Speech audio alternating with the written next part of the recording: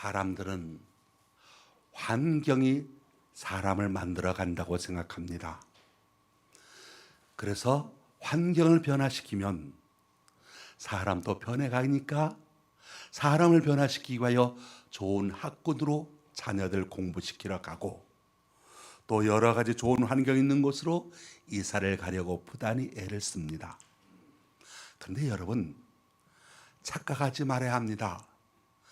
아담이 어디서 타락했는지 아십니까? 이 땅에서 가장 아름다운 에덴 동산이었던 겁니다. 인류 최초의 인류가 하나님을 반역하는 곳이 어딘지 아십니까? 바로 하나님께서 보시기에 좋았더라, 하나님께서 가장 아름답게 만들어 놓으신 완전한 환경에서 하나님을 배반했다는 겁니다. 무슨 말이냐? 우리 사람들의 삶에 있어서 환경도 중요하겠지만 환경이 사람을 바꾸어 가는 것은 아니다는 겁니다. 문제가 어디 있느냐? 마음의 문제입니다. 그 사람의 마음이 문제라는 것이지요. 환경이 아니라 사람의 마음이 문제였다는 겁니다. 60 넘으신 할머니, 초반의 할머니들이 여고 동창회 모처럼 만났습니다. 그 중에 하나 아주머니가 이야기를 하는데, 얘들아, 우리 집에 며느리가 잘못 들어온 것 같아. 어떻게 된 애가 오전에는 수영한다고 운동한다고 수영장 가지, 오후에는 미장원 가지, 동창들 만나서 수다나 떨지, 집구석에 붙어 있질 않아.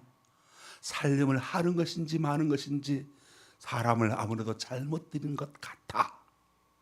그렇게 며느리에 대한 불만을 친구들에게 이야기합니다. 또 이런저런 이야기들 한참 주고받다가 그 아주머니가 다시 말합니다. 얘들아, 우리 딸은 정말 시집 잘 갔어. 신랑 잘 만나서 오전에는 수영장에다가 에어로빅에다, 오후에는 미장원 가고 친구들도 만나고 너무너무 재미있게 잘 살고 있다 그러더랍니다.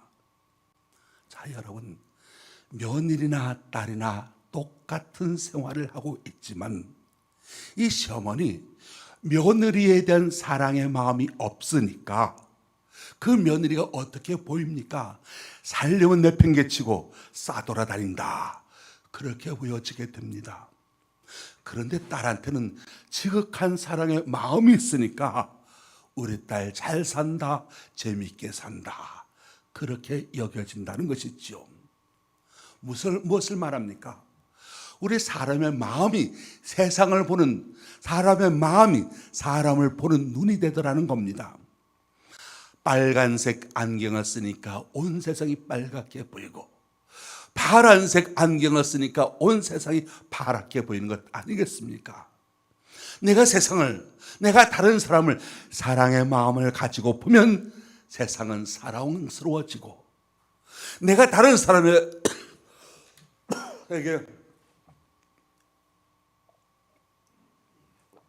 미움과 증오의 마음을 가지고 보니까 저주스럽고 추하게 보여지다라는 것 아니겠습니까? 그래서 우리 사람의 마음은 항아리와 같습니다. 단지와 같습니다. 꿀을 담아 놓으면 꿀단지가 되고, 물을 담아 놓으면 물단지가 되고, 꿈을 담아 놓으면 꿀단지가 되는 겁니다. 꿀단지에서는 퍼는 것마다 꿀이 나오고, 물단지에서는 퍼는 것마다 물이 나오고, 꿈단지에서는 퍼는 것마다 꿈이 나오지 않겠습니까? 우리 사람의 마음에 무엇을 담고 있느냐에 따라 말이 나오고 삶의 목표가 결정되고 행동하게 되는 것이겠지요.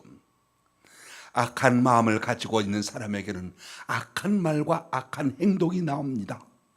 선한 마음을 가지고 살아가는 사람에게는 말이 선하게 나오고 선한 행동을 하게 됩니다. 신앙의 열정을 그 마음에 담고 있는 사람에게는 신령한 말이 나오게 되고 신령한 행동이 나오게 되는 것이지요. 한 번은 예수님의 제자들이 몹시 시장했던 터였던지 식사를 하는데 손을 씻지 않냐고 그냥 밥을 먹는 것이었습니다. 그것을 보고서 사람들이 비난합니다. 손을 씻지 않고 밥을 먹는다고. 그 사람들, 그 비난하는 사람들 향하여 예수님께서 이렇게 말씀하셨습니다. 마가복음 7장 20절로 23절 말씀. 사람에게서 나오는 그것이 더럽게 하느니라. 속에서 곧 사람의 마음에서 나오는 것은 악한 생각 곧 음란과 도둑질과 살인과 간음과 탐욕과 악독과 속임과 음탕과 질투와 비방과 교만과 우매함이니 이 모든 것이 다 속에서 나와서 사람을 더럽게 하느니라 말씀하십니다.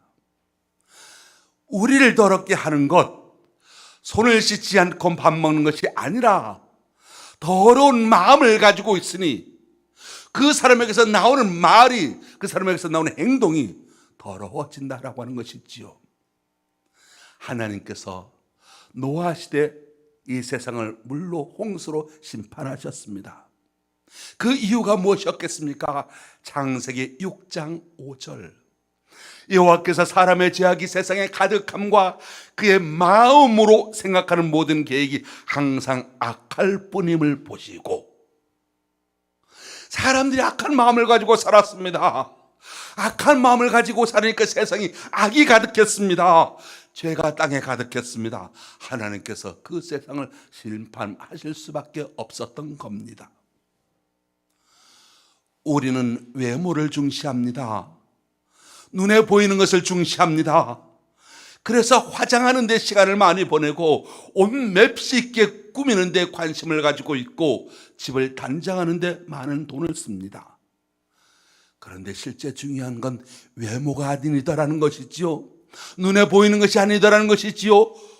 외모의 화려함이 중요한 것이 아니더라는 겁니다. 거짓 없는 믿음과 선한 양심과 진실한 사랑을 가지고 있는 것이 중요하다는 겁니다. 그래서 하나님께서도 외모로 그 사람을 판단하는 것이 아니라 그 사람의 마음을 보시고 그 마음의 중심을 보시고 그 사람을 평가 판단하신다 말씀하십니다.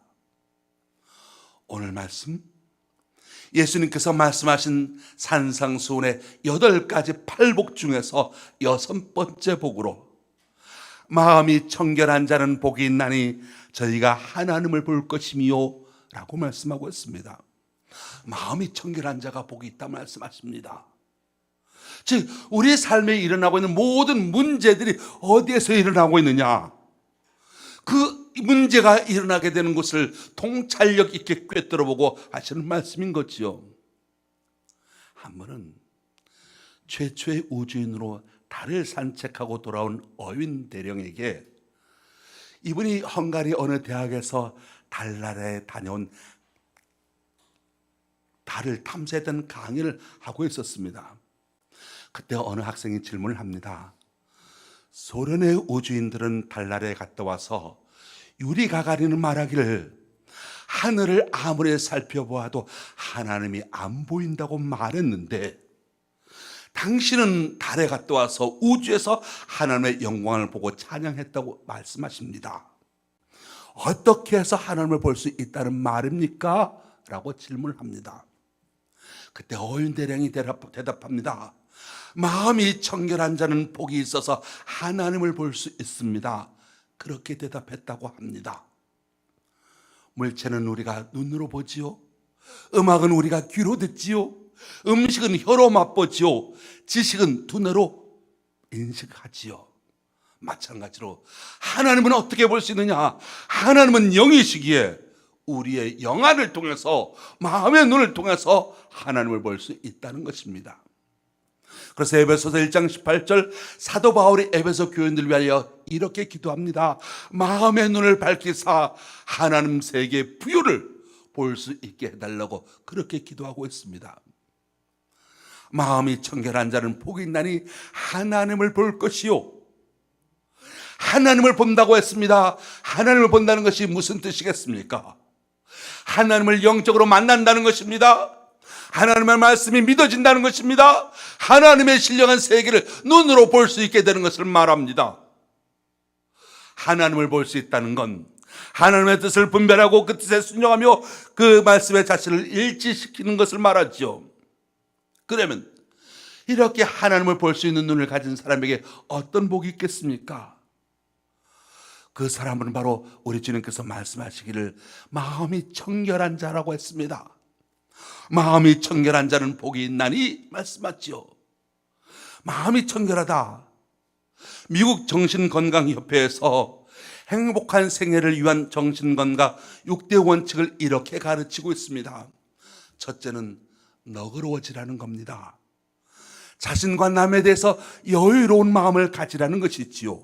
둘째는 현실적으로 자기를 평가하라는 것입니다. 자기 능력에 대해서 현실적이고 그리고 정확한 평가, 자기 이해를 할 수 있도록 하라는 것입니다. 세 번째는 자부심을 가지라고 합니다.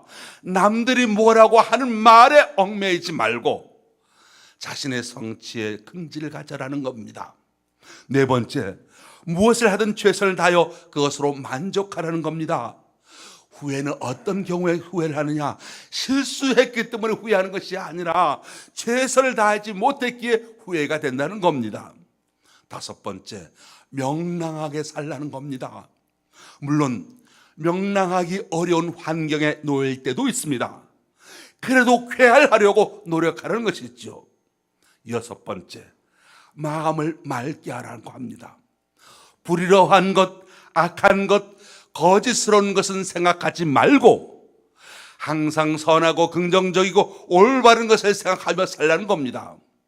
바로 이렇게 마음을 맑게 하는 것, 마음을 청결하게 하는 것, 이것이 바로 복된 삶의 태도이라는 것이죠. 청결이라는 말은 헬라어로 카타로스인데 신구약 성경에 28번이 나오는 단어로서 깊은 뜻이 있습니다. 청결은 무엇이냐? 청결은 첫째로 마음의 순수성을 의미합니다. 잘 세탁된 깨끗한 옷, 견화죽정이를 제거한 순수한 알곡, 불순물이 섞이지 않은 금 등을 말할 때 우리는 순수하다, 청결하다, 깨끗하다는 말을 씁니다. 어린아이와 같이 순진한 마음을 가리켜서 역시 깨끗한 마음이라고 합니다. 마태복음 18장 3절 이렇게 말씀하고 있습니다. 이르시되 진실로 너희에게 이르노니 너희가 돌이켜 어린아이들과 같이 되지 아니하면 결단코 천국에 들어가지 못하리라. 남을 미워해 보십시오. 마음이 침침해집니다. 남을 미워하게 되면 하나님이 흐릿하게 보여지게 됩니다. 증오의 마음을 가지고 다른 사람을 대해 보십시오. 용서하지 못하고 그 마음속에 증오의 불길이 타오르고 있으면 그 마음의 눈이 어두워져 갑니다. 그러면 어떻게 됩니까? 누가 안 보입니까? 하나님이 안 보여집니다. 음욕을 품어 보십시오. 여자를 볼 때마다 이상한 생각을 해보십시오. 누가 안 보이겠습니까? 하나님이 안 보입니다. 아무리 하나님을 알고 있어도 내 마음이 더러워지기 시작하면 하나님이 안 보여지기 시작하는 겁니다. 마치 눈을 갖고 있어도 눈에 무언가 덮이면 아무것도 안 보이는 것과 같은 이치입니다. 거짓말을 함부로 해보십시오. 하나님을 옆에 두고도 못 봅니다. 마음이 더러워졌기 때문입니다. 마음이 깨끗해야 하나님 앞에 나아갈 수가 있고, 마음이 깨끗해야 사랑의 하나님을 볼 수가 있습니다. 마음이 더러워지면 더러워질수록 하나님과 멀어진다는 겁니다. 그래서 우리는 마음을 깨끗이 해야 합니다. 두 번째 청결이란 마음의 정의성을 말합니다. 즉 옳고 그름을 분별하는 마음을 말하지요. 사람들은 흔히 나에게 무엇이 이롭느냐에 따라 거기에 집착했던 나머지 무엇이 옳은가를 잃어버리는 경우가 종종 있습니다. 누가 내 편인가를 생각한 나머지 누가 정당한 것인가를 판단하지 못하는 경우가 있습니다. 세 아들을 법관으로, 교수로, 의사로 훌륭하게 잘 키운 분이 있습니다. 그 비결을 묻는 분에게 그 비결을 묻는 질문에 대해서 그 아들들이 이렇게 대답했다고 합니다. 세 아들이 어렸을 때 온 가족이 시골로 여행을 갔답니다. 요즘 말로 하면 캠핑을 간 거죠. 그때 캠핑을 하면서 음식을 해먹게 되었는데 아들들이 남의 밭에 가서 깻잎을 따다가 반찬을 만들었다는 겁니다. 그래서 아버지가 그 사실을 알고서 농사가 얼마나 어렵고 힘든데 주인 허락 없이 마음대로 깻잎을 따왔느냐 하시면서 1,000원짜리 지폐를 깻잎 딴 자리에 매달아 놓고 왔다는 겁니다. 세 아들들은 그 깻잎 생각을 평생 동으로 잊어본 적이 없다고 합니다. 그 깻잎을 생각하면서 마음을 청결하게 살아 하나님의 축복을 받는 자녀들이 되었다는 간증입니다. 마음이 청결한 자는 언제 어디서나 무엇이 선한 것인지, 무엇이 올바른 것인지 원칙을 가지고 살아갑니다. 으뜸으로 먼저 해야 할 일이 무엇이겠습니까? 그래서 마음을 청결히 해야 합니다. 그러면 하나님의 복을 받게 된다는 말씀입니다. 마음의 청결이란 또한 마음의 일치성을 세 번째로 말합니다. 마음 청결의 두 번째 의미인지 마음이 갈라지지 않는 것입니다. 다시 말해서 이중적이지 않은 마음, 위선적이지 않은 마음, 그것을 청결이라고 하지요. 예수님께서 가장 싫어하시는 것은 믿음과 행위가 일치하지 아니하는 이중적인 것을 말합니다. 예수님께서 바리새인들을 꾸중하시면서 말씀하시기를 마태복음 21장 31절 바리새인들처럼 두 마음을 가진 자보다 차라리 세리나 창기가 하나님 나라에 먼저 들어가리라 말씀하십니다. 마태복음 6장 24절 주님께서 이렇게 말씀하십니다. 한 사람이 두 주인을 섬기지 못할 것이니 혹 이를 미워하고 저를 사랑하거나 혹 이를 중히 여기고 저를 경히 여김이라. 너희가 하나님과 재물을 겸하여 섬기지 못하니라 말씀하십니다. 근데 바로 그 말씀 앞에 22절 23절 어떤 내용이 나온지 아십니까? 눈은 몸의 등불이니 그러므로 내 눈이 성하면 온몸이 밝을 것이요 눈이 나쁘면 온몸이 어두울 것이라 말씀합니다. 무엇을 의미하느냐? 마음이 갈라지면 하나님이 보여지지 않는다는 겁니다. 하나님께 마음 조금 주고 세상에 마음 조금 주고 이렇게 되면 갈라진 마음이라는 거죠. 하나님을 똑바로 보아야 할 신령한 영안을 가지고 세상적인 것을 추구하면 마음이 갈라져서 하나님이 보이지 않는다는 겁니다. 왜냐하면 청결하지 못하기 때문이라는 겁니다. 두 가지 생각을 한꺼번에 가지고 있으니 그 마음 하나님 보시기에 청결하지 못하다는 것이지요. 눈을 뜨나 감으나 하나님 보면서 살기를 원하십니까? 마음이 갈라져서는 안 됩니다. 하나가 되어야 합니다. 청결해져야 합니다. 이렇게 마음이 청결한 자라는 말씀은 마음이 깨끗하고 순수하고 정의롭고 행함이 올바른 사람이라고 말씀합니다. 그러면 우리가 마음을 청결하게 하려면 어떻게 해야 되겠습니까? 죄를 빨리 회개해야 합니다. 잠시 방관하는 동안 죄는 눈덩이처럼 불어납니다. 죄는 마치 산불과도 같습니다. 무섭게 사방을 다 태웁니다. 우리 모두를 망하게 합니다. 죄는 마치 녹과 같습니다. 소리 없이 보이지 않는 사이에 강한 새도 부패시켜 힘없이 부서지게 만듭니다. 죄는 마치 구름과 같습니다. 아직은 괜찮아하는 사이에 갑자기 피를 쏟아냅니다. 죄는 마치 썩은 사과와 같습니다. 겉은 멀쩡하게 보여도 속은 이미 벌레들의 세상이 됩니다. 죄는 필름과 같습니다.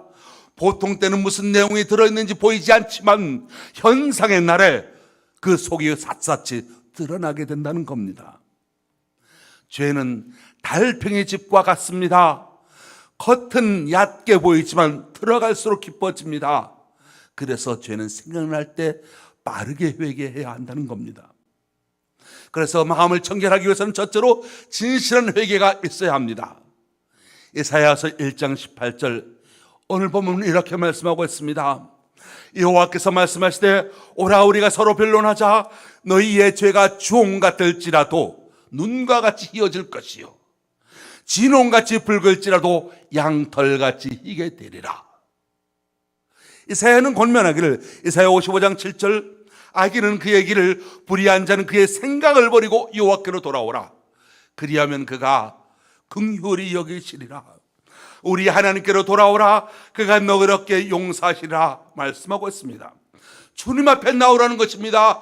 주님 앞에 나와 내 죄를 회개하고 내 허물과 잘못을 고백하며 용서를 구하라는 것입니다. 그럴 때 마음에 띈 죄가 깨끗이 씻어진다는 것입니다. 우리 몸에 있는 눈은 하루에 25,000번 정도 깜빡거린다고 합니다. 깜빡거리면서 눈물 샘에서 나온 깨끗한 액으로 안구를 계속해서 씻어낸다고 하지요. 그래서 작은 먼지 하나라도 남아있지 않도록 깨끗하게 합니다. 그렇기 때문에 사람들이 세상을 밝은 세상을 볼 수가 있는 것이고 사람도 보고 글도 볼 수 있게 되는 것이지요. 청결이라는 건 바로 이렇게 회개하는 것, 눈을 이런 식으로 닦는 것처럼 깨끗하게 회개하는 것을 말합니다. 손에 때가 묻으면 물로 세수를 합니다. 얼굴에 때가 묻으면 물로 세면을 합니다. 옷에 때가 묻으면 물로 세탁을 합니다. 마음의 때는, 즉 죄악은 예수 그리스도의 보혈로 깨끗해집니다. 우리는 다 양 같아서 그릇 행하여 각기 제 길로 갔거늘 여호와께서 우리 모두의 죄악을 그에게 담당시키셨도다. 예수님의 십자가 고통은 우리의 죄를 대신 담당하신 고통이셨습니다. 우리는 예수 그리스도의 십자가의 피로 죄 씻음을 받게 됩니다. 에베소서 1장 7절 우리는 그리스도 안에서 그의 은혜 풍성함을 따라 그의 피로 말미암아 속량 곧 죄사함을 받았느니라 말씀합니다. 죄 씻음 받아야, 하나님 앞에 죄를 회개해야 마음이 깨끗해진다는 말씀입니다. 두 번째, 마음이 청결하려면 예수님을 주인으로 모셔야 합니다. 미국 시카고에 지금은 약 30만 명의 교민들이 모여 살고 있는데, 그 이민하신 분들 이민자의 삶이 다 그렇듯이 다 객지에 나가서 힘들고 어렵게 살아가고 있다고 합니다. 오래전 얼마 전 그들에게 유일한 낙이 있다면 비디오 가게에서 고향 한국 드라마를 빌려다가 밤새도록 그것을 보면서 향수를 달래는 것이었다고 합니다. 당시 모교회 장로님이 토요일 일을 마치고 돌아오면서 비디오 가게에 들렀습니다. 그래서 사극 한명회를 빌려옵니다. 그날은 토요일이니까 그 다음날 주일 예배 대표 기도도 맡고 해서 딱 1편 하나만 보고 자자, 그렇게 생각을 했습니다. 그런데 이 드라마라고 하는 것이 꼭 묘한 데서 딱 끝나지 않습니까? 다 한편 너무 궁금한 데서 딱 끝나버리는 겁니다. 그래서 아이고, 이 편 한 편만 더 보자, 그렇게 하자, 한 편만 더 보자 하다가 밤을 홀딱 세워서 전체를 다 보았다고 합니다. 다음날 주일 아침 오전 예배 가서 있는데 도무지 무슨 생각이 뭘 해야 될지 생각이 안 나게 합니다. 오직 한 명의 얼굴만 떠오르고 한 명의 하는 말만 떠오르는 겁니다. 대표 기도 시간이 되었습니다. 기도를 하는데 무슨 기도해야 될지 생각이 안 납니다. 한 명에만 떠오릅니다. 그래서 내뱉은 첫 말이 주여 성극이 만극하옵니다, 기도했다고 합니다. 그 다음에 두 번째 내뱉은 말이 주여 통촉하여 주시옵소서, 그렇게 했다고 합니다. 왜 그랬겠습니까? 우리 사람의 마음이라는 것이 시간과 공간을 초월하는 기관이기 때문에 그 마음속에 무엇을 담고 있느냐가 그대로 나오게 됐다는 것이죠. 그래서 우리가 마음을 제대로 관리하지 않으니 하나님의 은혜를 받을 수가 없고 바른 삶을 살지도 못하게 되더라는 겁니다. 그래서 마음이 깨끗해지려면 회개를 첫 번째로 하고 그 다음 두 번째, 회개한 것으로 끝나서는 안 된다는 겁니다. 거기에 예수님을 주인으로 모셔야 된다는 겁니다. 한 명의를 주인으로 모시니까 엉뚱한 말이 나오고, 그런데 그 깨끗해진 마음에 예수님을 채워야 한다는 것이죠. 그래서 예수님께서 누가복음 11장 24절로 26절 귀신 이야기를 하나 해주십니다. 어떤 집에 더러운 귀신 하나가 살고 있었는데 주인이 귀신을 내쫓았습니다. 집을 깨끗이 청소했습니다. 그런데 쫓겨난 귀신이 살만한 곳을 찾아 헤매다가 마땅한 곳을 찾지 못하게 되니까 전에 자기가 살던 집으로 한번 와봤습니다. 와보니까 집은 깨끗하게 청소되었는데 주인이 없습니다. 비어 있었습니다. 그러자 귀신은 더 악한 귀신 7을 데리고 와 그 집에 더 더럽게 만들었다는 겁니다. 주인 없는 집에 먼지가 쌓이게 되고 거미줄이 쳐지게 되고 잡초가 납니다. 집은 사람의 마음입니다. 우리가 마음속에 있는 자를 예수 그리스도의 보혈의 피로 깨끗하게 회개하고 씻은 다음에, 근데 그 다음에 그 마음이 비어 있으면 언제 어떻게 더 많은 귀신 마귀들이 들어와서 우리 마음을 더 더럽게 할지 모릅니다. 집에는 주인이 있어야 관리가 되듯이 우리 마음속에는 예수님이 주인으로 모시고 있어야 한다는 겁니다. 요한복음 1장 11절, 영접하는 자 곧 그 이름을 믿는 자들에게는 하나님의 자녀가 되는 권세를 주셨다고 말씀합니다. 예수님을 내 인생의 주인이 되도록 하셔야 합니다. 예수님을 주인으로 모시고 사는 자는 수시로 주인과 만남이 있어야 합니다. 주인과 의논해야 합니다. 주님과 의논하는 것, 그것이 바로 기도고 말씀이지 않습니까? 언제나 주님을 기쁘게 해드려야 합니다. 바로 주님이 원하시는 선한 행동이 해야 합니다. 세 번째, 마음이 청결하려면 성령의 도움을 받아서 마귀의 유혹을 이겨야 합니다. 예수님을 주인으로 모시고 사는 자는 성령의 능력을 힘입어 살 수 있습니다. 그래서 성경 말씀에도 사도행전 1장 8절, 오직 너희에게 성령이 임하시면 너희가 권능을 받고, 로마서 8장 2절, 그리스도 예수 안에 있는 생명의 성령의 법이 죄와 사망의 법에서 너를 해방하였음이라 말씀하고 있습니다. 성령의 도움을 받아서 마귀의 유혹을 이겨나갈 수 있을 때 우리의 심령이 점점 더 깨끗해져 간다는 것입니다. 요한계시록 3장 5절에 이기는 자는 이와 같이 흰옷을 입을 것이오라고 말씀합니다. 성령의 도움을 받는 자, 그래서 죄악과 승리한 자가 마음이 청결한 자가 되는 것이죠. 그러면 이렇게 마음이 깨끗한 자에게 하나님께서 어떤 복을 주십니까? 오늘 본문에 그들이 하나님을 볼 것이며 라고 말씀합니다. 모세가 호렙산에서 하나님을 보았습니다. 이스라엘을 구원하는 능력을 받았습니다. 이사야가 성전에서 하나님을 바라보았습니다. 민족을 회개시키는 선자로 사명과 능력을 받았습니다. 베드로가 갈릴리 바다에서 주님을 만났습니다. 사람을 낚는 어부로서 사도의 사명과 능력을 받았습니다. 하나님을 본다라고 하는 건 하나님을 영적으로 만났다는 것이고, 하나님의 계시를 받고 새로운 비전과 목표와 사명을 가지고 살게 되는 것을 말합니다.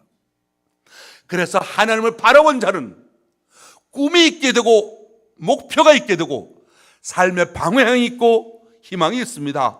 삶의 의미가 있습니다. 마음이 청결한 자는 복이 있어서 언제나 하나님을 바라보며 성령의 능력으로 세상을 살아갈 수 있습니다. 현대인들의 위기는 비전을 상실한 데 있습니다. 오늘 즐기고 평안을 추구하는 데 주저앉아 있습니다.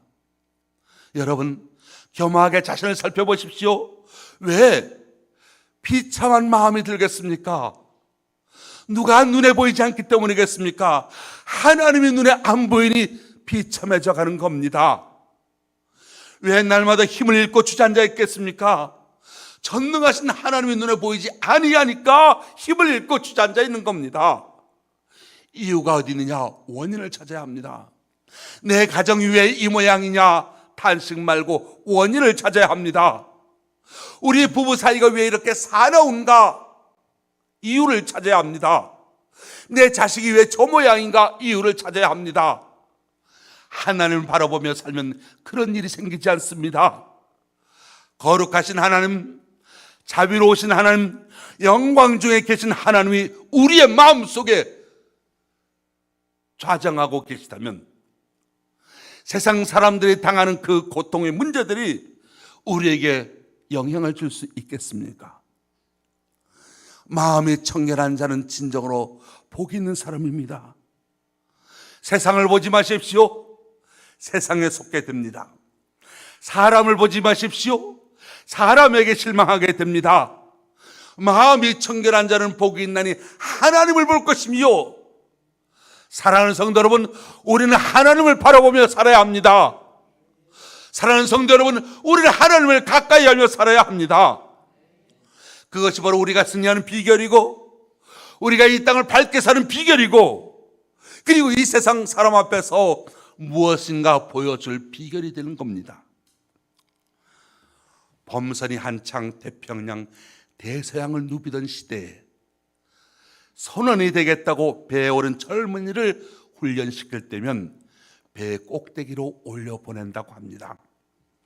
10m, 20m 되는 돛대 위에 올라가서 돛 위에 앉아서 망을 보게 한다고 하지요. 얼마나 정신이 없겠습니까? 배가 파도에 출렁 흔들리면 바다가 온통 자기에게 쏟아지는 것처럼 느껴지게 될 것이고, 현기증이 나서 잘못하면 떨어질 것 같이 힘이 듭니다. 그래서 배에 처음 탄 젊은이들이 비명을 지르기도 하고 야단법석을 떨게 됩니다. 그럴 때마다 아래에서 경험 많은 선원들이 이렇게 외친다고 합니다. 밑을 보지 마, 바다를 보지 마, 하늘을 봐, 아래를 보지 마, 위를 봐. 그렇지 않습니까?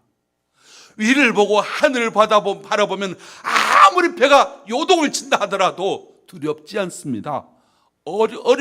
어지럽지 않게 됩니다. 자꾸 물을 보고 배를 보기 때문에 정신이 없이 어지러워지는 것이지요. 사랑하는 성도 여러분, 믿음의 주요 온전케 하신 인 예수님을 바라보며 사시기 바랍니다. 그렇게 하나님을 날마다 바라보며 사는 사람은 세상이 요동쳐도 흔들리지 않게 될 것입니다. 마음이 청결한 자는 복이 있나니 저희가 하나님을 볼 것이며, 마음이 청결하여 하나님을 날마다 바라보며 사는 사람은 정말 행복한 사람입니다. 그 사람을 세상이 어떻게 감당할 수 있겠습니까? 그 사람을 누가 이기겠습니까? 하나님을 바라보는 사람이 어떻게 좌절할 수 있겠습니까? 어떻게 불평불만할 수 있겠습니까? 그래서 하나님을 바라보며 사는 사람은 이 세상이 감당치 못하는 강한 자가 된다는 겁니다.